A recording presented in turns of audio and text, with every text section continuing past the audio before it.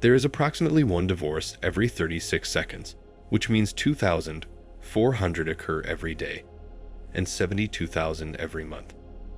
That amounts to 876,000 divorces each year, according to a reputed divorce lawyers community.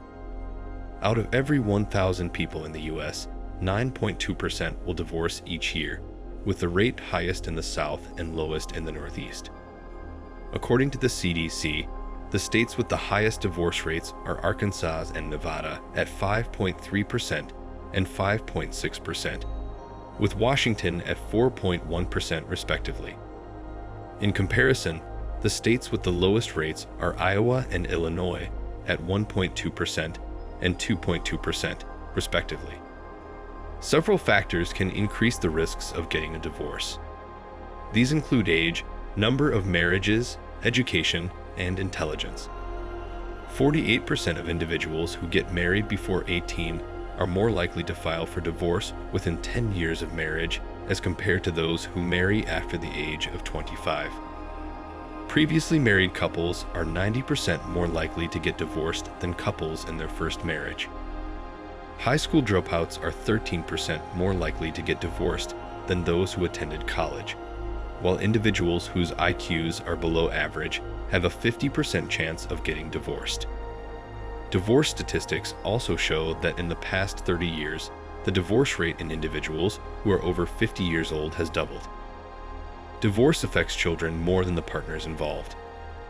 While some children blame themselves for the divorce, others struggle to understand why their family has to be apart.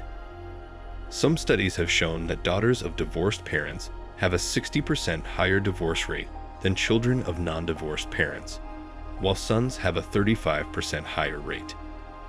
Although the adverse effects of divorce, such as anger and anxiety, typically begin to go away by the second year after a divorce, children with high-conflict parents have a hard time adjusting after the divorce. Statistics for divorce show that the time you spend on social media can have adverse effects on your marriage and may even lead to a divorce. Out of 7 married couples, 1 has contemplated divorce because of their partner's activities online.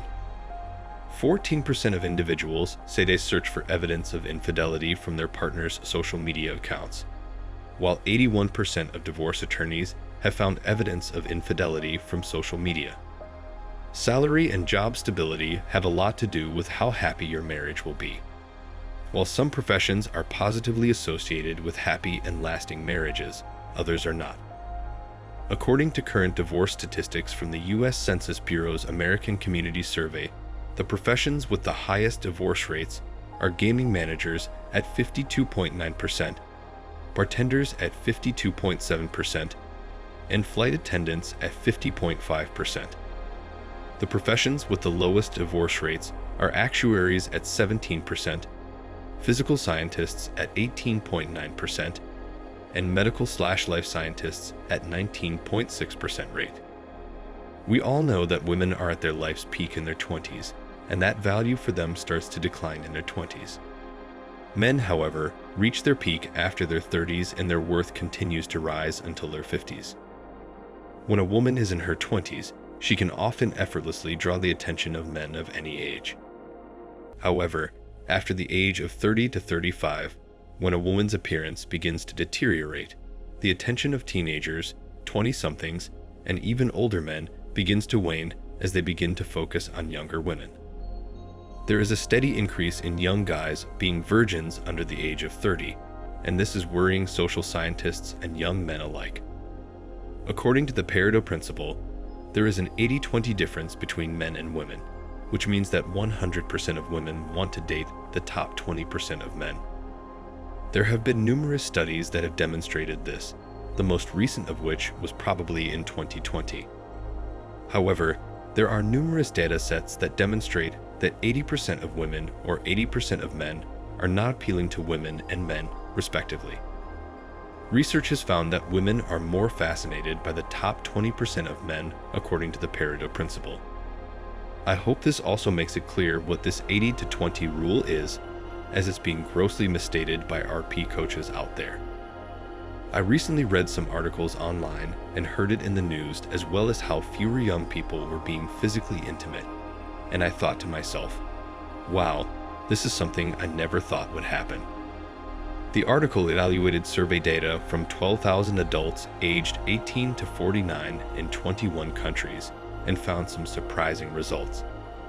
It found out that not all people like physical intimacy. Intimacy is difficult to find for young people, at least in part because many of them still live with their parents.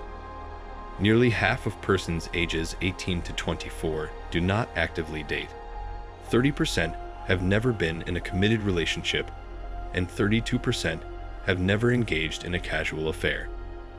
Their romantic lives are probably impacted by the fact that 55% of them reside with their parents. It's not as prevalent as it may seem to have casual, intimate encounters. 29% of adults aged 18 to 29 have had a one-night stand, 15% have hooked up with several people at once, and 13% have had an intimate encounter with a coworker. Although most casual flings are initiated in person, technology is becoming more and more prevalent in people's intimate behavior. Adults ages 18 to 29 who have had a casual fling met in person 93% of the time and online 48% of the time. It's interesting to note that 20% of guys between the ages of 18 and 29 dated someone they met at church. Young adults are more at ease with digital sharing than their marginally older colleagues. 22% of adults between the ages of 18 and 29 and 16% of adults between the ages of 30 and 49 have shared a naked photo with someone, respectively. However, they frequently move in with a partner when they first move out, which for most is around age 24. Only 13% of persons aged 25 to 29 claim they've never been in a committed relationship. Apps have resulted in meaningful relationships for some people, as well as brief flings for others. 30% of men and 23% of women who are adults aged 18 to 29 who have used dating or hookup apps have had casual flings. 19% of males and 10% of women were fortunate enough to find committed relationships. In the past 10 years, the percentage of 18 to 29-year-olds reporting no intimacy in the previous year has more than doubled. According to research reported in the Washington Post, the percentage of men under 30 in the USA who aren't having intimate encounters nearly tripled between 2008 and 2018. Approximately 10% of men under the age of 20 reported not having intimate encounters in the 12 months prior in 2008, significantly more men than women. For men under 30, this figure has increased by over 3 times in the last 10 years, reaching 28%, whereas for women under 30, the increase has been less than 10%. The paper pointed out that this may not be entirely accurate because of the manner the data was reported. They could have had intimate encounters before turning 18 or only slept with other guys. It also revealed that the number of young men who report being virgins has tripled since 2008. According to research from January, fewer American high school students are engaging in intimate activity. Compared to 47% in 2005 and 53% in 1995, it was discovered that just 41% of students in grades 9 through 12 had engaged in intimate activity. As per another study, the number of young people who abstain is rising. Up from 22% in 2002, no less than 27% of men aged 15 to 24 have never engaged in any kind of intimate activity. In contrast, 29% of women in that age range had never had any intimate encounters, up from 22% when the previous study was conducted. Teenagers aged 15 to 19 showed the greatest increase in virginity. But eventually, they'll take the risk. Nearly everyone between the ages of 25 and 44 has had intimate encounters, according to the survey. In that range, 98% of women and 97% of men have engaged in physical encounters from the front, 89% of women and 90% of men have engaged in oral encounters with someone of the opposite gender, and 36% of women and 44% of men have engaged in physical encounters from the backside. Women with college degrees are less likely to report same-gender activity than women from other educational backgrounds. Higher educated guys engage in more same-gender activity when it comes to men. And for women, those with less education reported the highest level of same-gender activity. So essentially what this means is the more educated a woman is, she's more likely to be interested in men. But the more educated a guy is, he is more likely to be more interested in other guys. Debunking the 80-20 myth. Women are going through a cycle. Play in their 20s, then start to get serious in their 30s. The problem is when men in their 30s are good catches, these men want women in their 20s. So, there is not much chance that most people will actually get married in their lives. As men tend to get older, they don't see the purpose of marriage.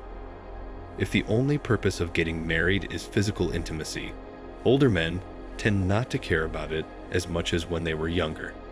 So risking half of their money for something they don't care about is just not feasible. Thanks for watching Man Reacts. Show us your love and support by liking this video, sharing it with your friends, and subscribing to the channel. And let us know your thoughts on this in the comments. We're always up for a healthy debate and discussion.